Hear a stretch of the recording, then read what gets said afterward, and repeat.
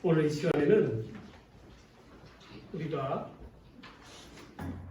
아까 주셨던 마가복음 15장 21절 22절 말씀을 통해서 왜 하필 나입니까? 라는 제목으로 하나님 말씀 전해 듣고자 합니다. 여러분, 본문에 보셨던 구레네 사람 시몬은 사람들이 어떻게 표현하고 있냐면 억수로 재수없는 사나이다. 또한 어떻게 표현하냐면 어쩔 수 없이 예수님의 십자가를 대신 지고 간 사람이다 라고 그렇게 이야기합니다. 과연 그가 재수없는 사람이고 어쩔 수 없이 정말 십자가를 질 수밖에 없었던 그러한 사람이었을까? 이 구레네라는 곳은 어디를 표현하냐면 지금 현재의 위치로는 북아프리카 이 아프리카 리비아 지역을 이야기합니다. 그런데 그곳에는 디아스포라 유대인들이 많았어요. 디아스포라 유대인이라는 것은 예루살렘에서 흩어져서 세계 각지로 흩어져서 사는 유대인들을 갖다가 디아스포라 유대인이라고 불렀습니다. 그런데 아무리 디아스포라 유대인이라고 할지라도 그들이 유대인의 명절인 유월절을 맞이해서는 온 가족이 예루살렘 성전을 방문하는 그것이 관례였어요. 쉽게 얘기해서 우리가 추석을 맞이하게 되면 어떻게 됩니까? 이 가족이 있는 본향이 다 상경하잖아요. 그런 식으로 마찬가지인 거예요. 그런데 이때에 그들이 예루살렘으로 고생 끝에 온 그 길 가운데서 과연 예수님의 십자가를 대신 지고 간 그 사건의 그 참다운 의미에 대해서 한번 우리가 본문을 통해서 한번 살펴보자라는 것입니다. 첫 번째는 왜 하필 나입니까? 바로 내 십자가였기 때문에 그렇습니다. 여러분, 비아 돌로로사라는 그러한 길이 있어요. 예루살렘에는. 그 길은 비탄의 길이라고 불립니다.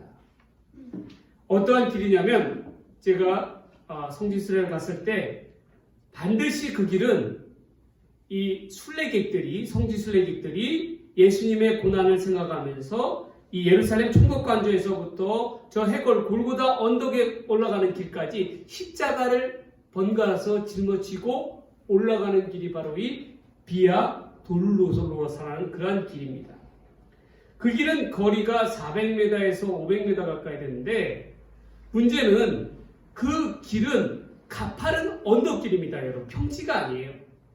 그러한 까닭에 그러한 가파른 언덕길을 20km나 되는 나무 십자가를 지고 올라간다고 한번 생각해요. 20km의 나무 십자가라는 것은 성인이 형벌로 매달리는 십자가를 짊어지고 올라가야 한다는 그 길이라는 것입니다.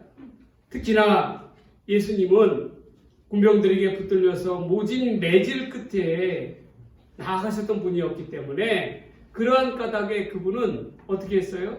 정상적인 성인이 짊어질 수 있는 그 십자가를 감당해내지 못하고 어떻게 됐습니까? 쓰러질 수밖에 없었다라는 거예요. 혼존할 수밖에 없었다라는 것입니다. 그러한 까닭에 바로 이 구레네 사람 시몬이 뜻하지 않게 택함을 받은 거예요. 부르심을 받은 것입니다. 근데 여러분, 지금도 마찬가지지만 그 예수님이 십자가를 짊고 올라가셨던 비아 돌로로사의 길은 어떠한 길이냐면 많은 이제 순례객들이 십자가를 지고 올라가잖아요. 저도 졌었어요. 그 나무 모형으로 된 십자가를 지고 거기를 따라 올라갔는데 문제는 거기를 올라가다 보면 그 길 옆에는 상점들이 있습니다. 그러면 그 상점에서는 주로 팔레스타인 사람들이 호객행위를 해요. 아이들이 나와서 자꾸 쫓아와서 물건을 사라 그러는 거예요. 우리는 경건한 마음으로 예수님의 고난을 생각하면서 십자가를 지고 올라가고 있는데 옆에서 사람들이 자꾸만 호객행위, 이거 사라 저거 사라 하면서 막 $2, $3 하면서 막 호객행위를 하는 거예요. 근데 저는요, 그 모습들을 보면서 깨달은 바가 있어요. 어떠한 깨달음을 받았느냐? 우리는 예수님의 참된 진리 가운데 나아가고자 순례의 길을 걸어가고자 하였지만 다른 부류의 사람들은 어땠습니까? 그것이 전혀 자기의 삶과는 관련이 없다라고 생각을 하고 세상적인 그러한 이득을 취하고자 호객행위에 집중하고 있는 그러한 사람들의 모습을 보게 됩니다. 이 모습은 어떠한 모습일까요? 바로 예수님의 십자가를 갖다가 방관하는 자의 자세로 바라다보고 있는 우리들의 모습을 갖다가 볼 수가 있다는 거예요. 그러면 우리의 지가 살고 있는 이것도 마찬가지라는 거예요. 예수님께서는 우리를 위해서 진리의 십자가를, 피 흘린 십자가를 짊어지고 가셨지만 그것을 바라다보는 우리의 모습의 태도를 통해서 때로는 우리는 복음의 진리의 방관자가 될 수가 있다는 거예요. 왜? 먹고 사는 게 바쁘기 때문에. 왜 그렇습니까? 돈 버는 것이 더 중요하기 때문에. 그러나 중요한 것은, 우리에게 보다 중요한 것은 그 십자가가 과연 우리에게 어떤 의미로 다가오는가를 바로 생각하는 것이 너무나도 중요하다는 거예요. 여러분, 이 구레네 사람 시몬은요, 이 리비아 구레네에서부터 이 예루살렘으로 오기까지 무려 광야의 길을 거쳐서 3개월 동안이라는 길을 가는 거예요. 걸어온 거예요. 근데 뭐 부자 같은 경우에 있어서는 뱃삭을 내서 배를 타보면 그 기간이 단축될 수가 있었겠죠. 그러나 서민들의 입장으로 봤을 때는 그 배값이라는 것은 특히나 온 가족, 훗날 보면은 알렉산더와 루포 두 아들을 데리고 부인까지 데리고 네 식구가 3개월 동안의 광야의 길을 거친 광야의 길을 거쳐서 예루살렘까지 온다라는 것은 그 길은 보통 험난한 길이 아니라는 거예요. 그럼에도 불구하고 그들은 예루살렘으로 오게 되었습니다. 그런데 마침 예루살렘으로 오자마자 어떠한 일들이 있었습니까? 사람들의 웅성거리는 소리가 있었고 그 가운데 어떠한 길들이 있었어요? 바로 예수님이 십자가를 지고 가시는 그 모습 가운데 이 구레네 사람 식구들이 그 중심에 있게 된 것이에요. 처음에는 구레네 사람 시몬도 호기심으로 어떻게 했어요? 그것을 갖다가 구경하고자 그 모임 가운데 그 사람들의 웅성거리 가운데 나아갔겠지요. 그러나 그때에 이 로마 군병이 이 십자가를 짊어지지 못하고 쓰러져 있는 예수님을 대신해서 이 사람, 바로 구레네 사람 시몬을 지목해서 내가 대신 지어라 라고 명령을 한 것입니다. 그 명령을 이 유대인들은 로마 이 군병들의 명령을 거부할 수가 없었어요. 그러한 까닭에 그는 자의반, 타의반, 자의반은 아니죠. 타의반, 강요에 의해서 할 수 없이 십자가를 칠 수밖에 없었습니다. 그런데 십자가를 지면서 예수님의 모습 가운데 어때요? 매맞아 살이 찢기고 터지고 피고름 가운데서 이 눈조차 제대로 뜨지 못하는 그러한 예수님의 상태를 바라다보면서 그분의 거친 숨소리를 바로 옆에서 들으면서 이 구레네 사람 시몬은 예수님을 따르는 추종자도 아니었고 예수님을 따르는 제자도 아니었지만 그가 바로 옆에서 무엇을 느끼고 무엇을 깨달을 수 있었겠습니까? 그분들이 지나가는 곳마다 모든 사람들이 모욕과 수치와 온갖 조롱과 멸시를 퍼부었습니다. 그것을 감당해내면서 묵묵히 그 길을 걸어 나가시는 주님이셨어요. 그러나 십자가의 형을 받은 그러한 다른 죄수들과는 달리 예수님은 그 십자가의 길을 끌려가는 것이 아니라 스스로 가야 할 것으로 보시고 걸어가셨다라는 것입니다. 그때까지만 해도 이 구레네 사람 시몬은 그 십자가의 의미를 몰랐습니다. 훗날 주님이 지셨던 그 십자가는 바로 자신이 겪어야 했던 죄로 인한 모욕과 수치를, 조롱과 멸시를 예수님께서 다 감당하셨다는 것을 깨닫게 되었다는 것입니다. 알고 보니 그분이 지시고 나가셨던 내가 억지로 지을 수밖에 없었던 그 십자가는 바로 내가 지어야 될 십자가였고 내가 나아가야 될 죽음의 자리였고 바로 내 죽음의 자리였다는 것을 그제서야 깨달았다는 것입니다. 십자가에 걸려 있던 그분의 시신은 바로 다름 아닌 내 시신이었고 진정 내가 감당해야 될 몫이었음을 그분이 짊어지셨다는 것을 훗날 그는 깨닫게 된 것입니다. 마태복음 16장 24절에 주님은 이와 같이 말씀하셨습니다. 이에 예수께서 제자들에게 이르시되 누구든지 나를 따라오려거든 자기 십자가를 자기를 부인하고 자기 십자가를 지고 나를 따를 것이니라. 오늘날 예수님은 우리에게 묻습니다. 구레네 사람 시몬에게 물었듯이 우리에게 동일하게 묻고 계셔요. 내가 진정 짊어지고 나아가야 할 주님의 십자가는 어떠한 십자가인가? 주님께서 흘리신 이 고난과 희생과 이 사랑의 십자가를 무의미한 값어치 없는 것으로 만들고 있지는 않았는가? 우리가 되짚어보자라는 것입니다. 얼마나 많은 믿음의 선진들이 피를 흘려가면서 이룩한 참다운 기독교의 십자가의 희생의 정신을 세상의 천박한 십자가의 모습으로 바꿔놓지 않았나 우리가 되짚어보자라는 말입니다. 구레네 사람 시몬은 예수님의 그 십자가를 바로 십자가의 사건을 바로 옆에서 목도하면서 그가 다시금 구레네로 돌아오는 길가에서 어떠한 소식을 듣게 되었습니까?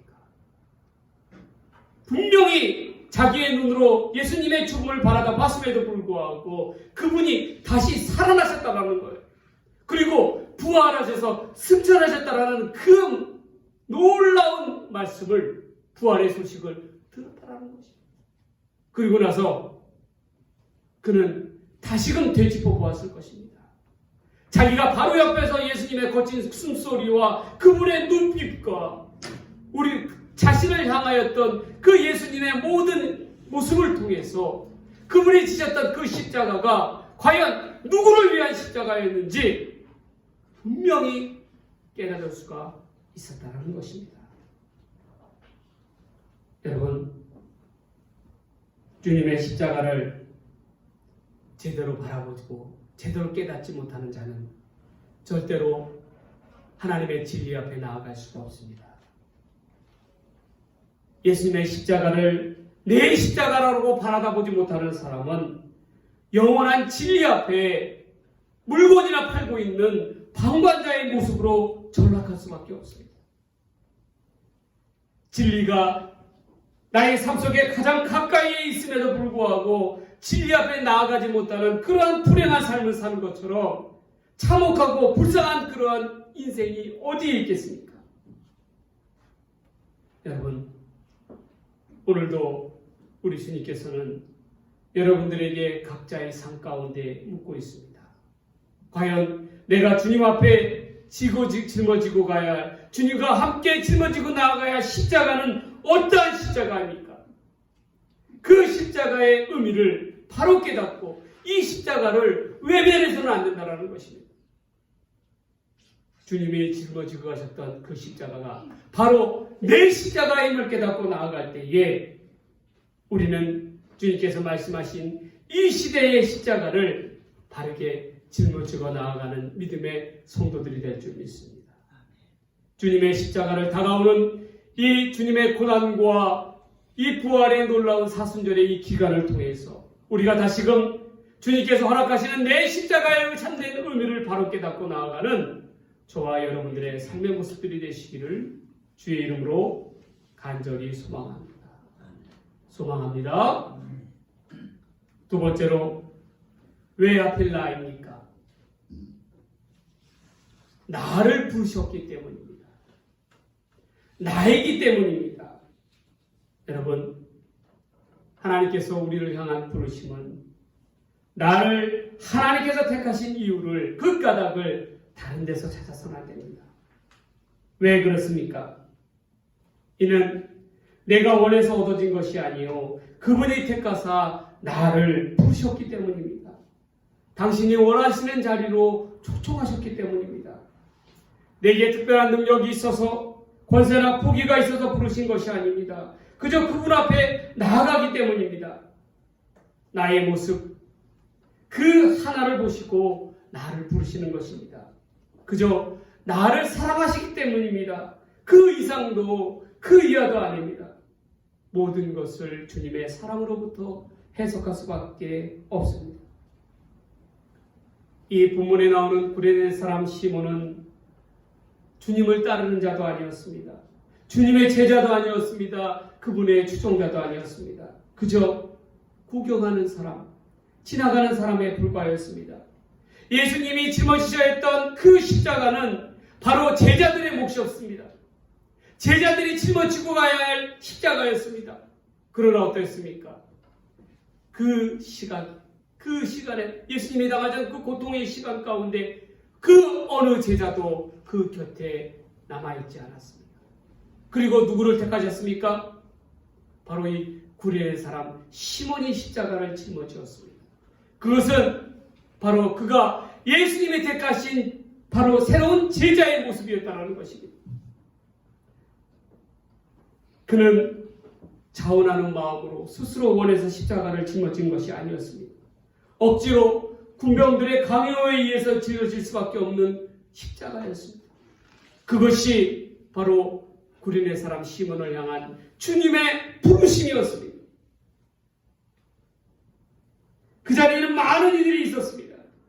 그러나 주님께서 주님을 대신하여 십자가를 지게 하신 것은 바로 이 구레네 사람 시몬이었습니다.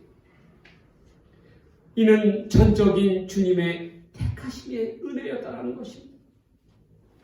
여러분, 이 시간 제 이야기를 하게 된 걸 송구스럽게 생각합니다. 신학을 공부하러 신학대학을 처음 입학한 그 순간부터 저는 비로소 깨달은 것이 한 가지 있었습니다. 이는 여러분들도 마찬가지입니다. 여러분들이 교회의 문턱을 넘어오는 그 순간, 이것은 여러분들의 삶 속에 어떠한 의미인지 아십니까? 바로 하나님의 택하심입니다. 하나님의 택하심이 없이는 이 교회의 문턱을 넘어올 수가 없습니다. 아무리 내가 넘어오고자 하더라도 넘어올 수가 없는 것이 복음의 문턱입니다. 하나님께서는 여러분 각자의 택하심에 따라 교회를 부르셨습니다. 마찬가지였습니다. 신학대학의 문턱을 넘는다는 것은 아무도 하나님의 전적인 택하심이 없이는 그 누구도 신학대학의 문을 넘을 수가 없다는 것을 저는 깨닫게 되었어요. 아무리 하찮게 보이는 동료라 할지라도, 아무리 어리숙하게 보이는 동료라 할지라도 그는 절대로 하나님의 택하심이 없이는 그 문턱을 넘어설 수가 없었다는 것입니다. 저는 그것을 깨닫게 되었어요. 물론 그 하찮은 동료는 저도 마찬가지였습니다. 저도 속하는 자였어요. 주의 종으로 부르시는 그 문턱은 하나님의 전적인 권한이었습니다. 이 권한과 부르심 앞에 우리는 순종할 수밖에 없었어요. 여러분들이 잘 아시다시피 저는 모태신앙으로 태어났습니다. 태어날 때부터 어머니로부터 하나님의 종으로 세움을 입었습니다. 그리고 서원기도를 받았습니다. 그것도 새벽에 주무시고 있는 시골교회 어느 목사님을 쫓아가서 안수기도를 받게 하셨어요. 얘를 주의 종으로 소원하고 싶다. 그래서 그 목사님이 남편도 같이 오라고 하니까 우리 남편은 믿음이 없다고 하니까 그러면 안 된다고 그렇게 했음에도 불구하고 억지로 그렇게 간구해서 기원사 유아 세례를 받게 하셨어요. 그리고 주의 종으로 세웠어요. 저는 줄곧 자라면서 아주 귀에 못이 박도록 들린 얘기가 어떠한 얘기냐면 너는 주의 종이 되어야 한다. 그 말씀이었어요. 저는 그 말씀이 너무나도 싫었습니다. 왜냐? 그 말씀은 저의 삶에 있어서 오히려 굉장한 무거운 짐이었어요. 오히려 저는 주의 종이 되기보다는 다른 일을 해보고 싶었습니다. 운동선수가 되고 싶었어요. 야구선수가 되고 싶었습니다. 그런데 때가 나자 하나님께서 저 육신을 치심으로 말미암아 건강 문제로 다른 길을 가는 것을 다 막아버리시더라. 한 번은 제 13세 때에 중학교 1학년이죠. 한양대학교 병상 13층 아래에서 류마티스로 인해서 입원해서 아래를 내려다보고 치료를 받았습니다. 한양대학 병원은 산 꼭대기에 있어요. 거기에다가 13층도 높은 꼭대기에 있으니까 산 위에 그 병원을 지었거든요. 아래를 내려다보니까 아래가 험히 보이는 거예요. 남산타워에 올라가서 내려다보듯이 보이는 거예요. 그런데 그 옆에는 중학교가 하나 있었는데 그 중학교 아래에 저희 또래 아이들이 체육 시간을 하는 모습을 보였습니다. 건강하게 체육 활동을 하고 있는 아이들의 모습을 보면서 저는 그들이 너무나도 부러웠어요. 그리고 제 마음 가운데 문득 드는 생각이 있었습니다. 그것은 뭐였냐면 하나님, 왜 하필 저입니까?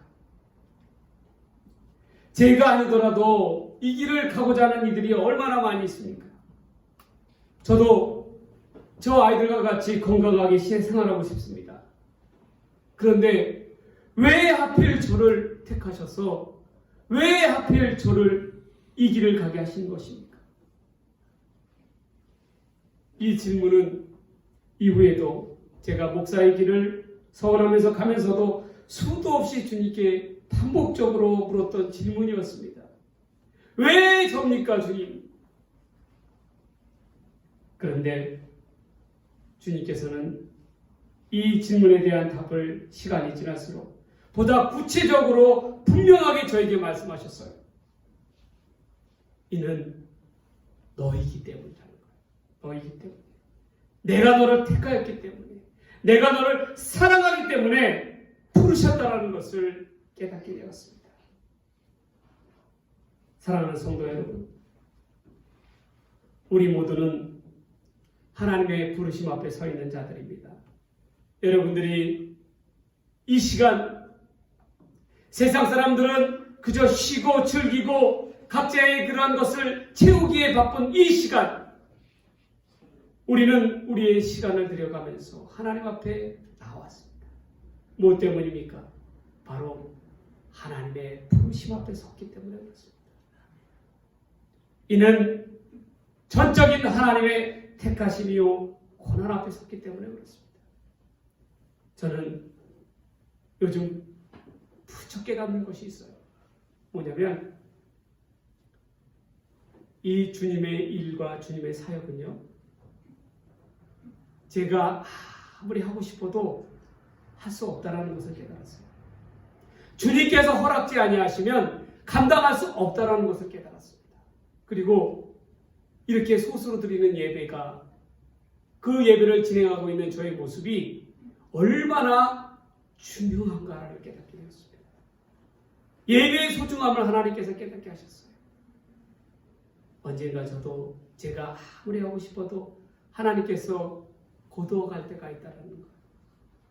그때를 기억한다면 어떻게 해야 되겠습니까? 오늘 이 시간 우리가 하나님 앞에 예배드리는 주의 사역을 감당하는 것을 얼마나 이 택하심을 감사함으로 하나님 앞에 감당해야 되겠습니까? 여러분, 구레네 사람 시몬은 자기가 원해서 자원하는 모습으로 주님의 십자가를 절대로 지지 않았습니다. 이는 오로지 주님께서 택하셨기 때문이었습니다. 주님께서 원하셨기 때문이었습니다. 주께서 사랑하시기 까닭에 그 주의 영광을 나누어지게 하셨다는 거예요. 여러분, 하나님께서 원하시고 하나님께서 택하시고 하나님께서 쓰시고자 하신다면 우리는 어떠한 이유에서도 이를 회피해서는 안 됩니다. 자원하는 마음으로 그분께 기꺼이 우리의 모든 것을 드려야 한다는 것이, 당신을 부르시는 이 시간에도 당신을 부르시는 하나님의 부르심 앞에 순종하며 나아가시기를 바랍니다. 당신의 택하심 앞에, 하나님의 사랑하심 앞에 믿음으로 삶의 짐을 짊어지고 따라 나아가시기 바랍니다.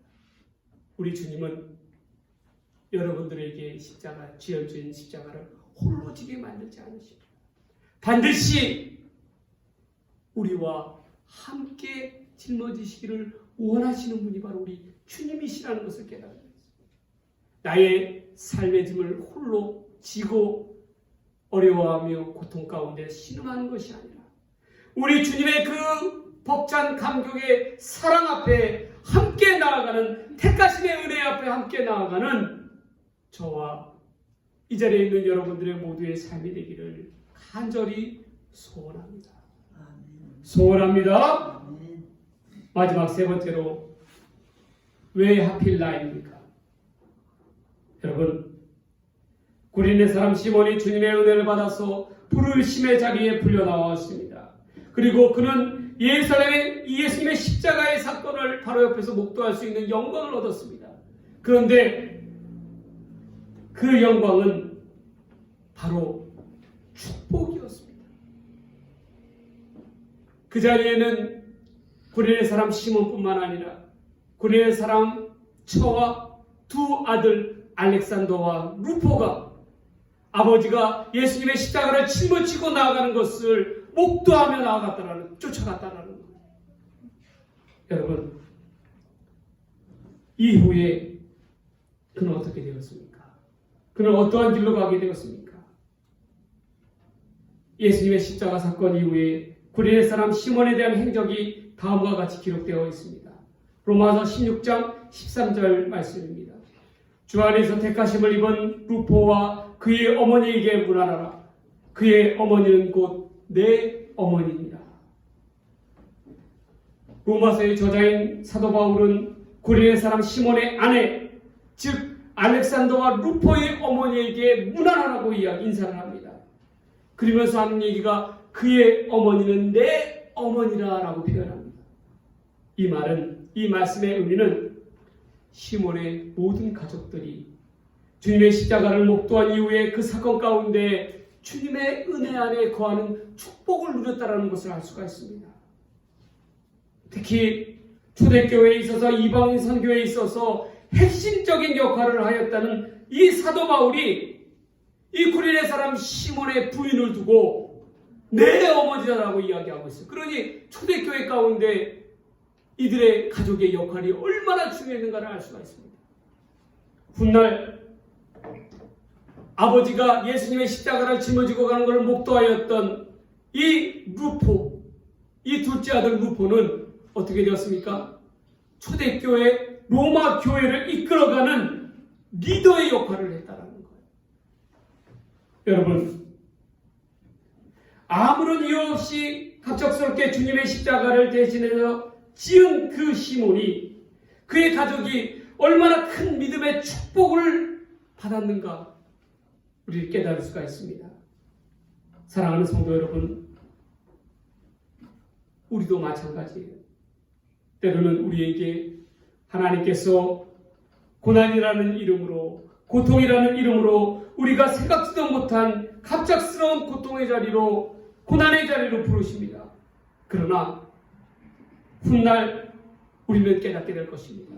이것이 우리가 미처 생각하지 못하였던 축복의 자리였음을 깨닫게 된다는 거예요. 구린의 사람 시몬의 가족이 그래야 했습니다. 억지로 떠맡은 이 무거운 나무 십자가는 구린의 사람 시몬에게 있어서 분명히 누구보다도 무거운 짐이었습니다. 그러나 이 고난을 빙자한 무거운 십자가가 바로 축복의 산물이었음을 그는 깨닫게 되었다는 것입니다. 자기의 생명을 구원하는, 가족의 생명을 구원하는 생명의 축복임을 그가 어떻게 알 수가 있었습니까? 예수님의 짊어지셨던, 자신이 예수님을 대신해서 짊어지셨던 그 십자가는 원망과 불평의 십자가가 아닌 영광과 축복의 십자가였음을 깨닫게 된 것입니다. 사랑하는 성도 여러분, 우리의 삶도 마찬가지입니다. 때로는 고난이라는 것을 빙자한 하나님의 축복일 수가 있다는 거예요. 여러분, 그러한 까닭에 우리는 고난을 두려워할 필요가 없습니다. 또한 이것에 대해서 하나님 앞에 원망하고 불평할 필요가 없다는 거예요. 주님께서는 이 시간에도 묻습니다. 왜 하필 너냐? 너이기 때문에 그렇다라는 거예요. 내가 너에게 축복을 더하여 주시기 위한 까닭이라는 것이에요. 오늘 이 시간 우리가 구린의 사람 시몬을 통해서 깨닫게 됩니다. 주님께서는 구린의 사람 시몬을 통해서 십자가를 지게 하셨습니다. 그 십자가는 그의 삶 속에 어떠한 의미였습니다. 부르심이요 축복이었습니다. 그리고 택하심이었습니다. 그리고 이는 반드시 내가 짊어지고 나가야 십자가였다는 것입니다.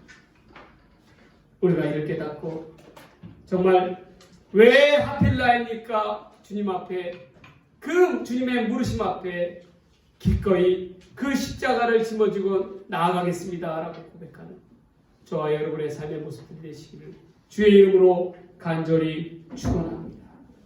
축원드립니다. 기도하겠습니다.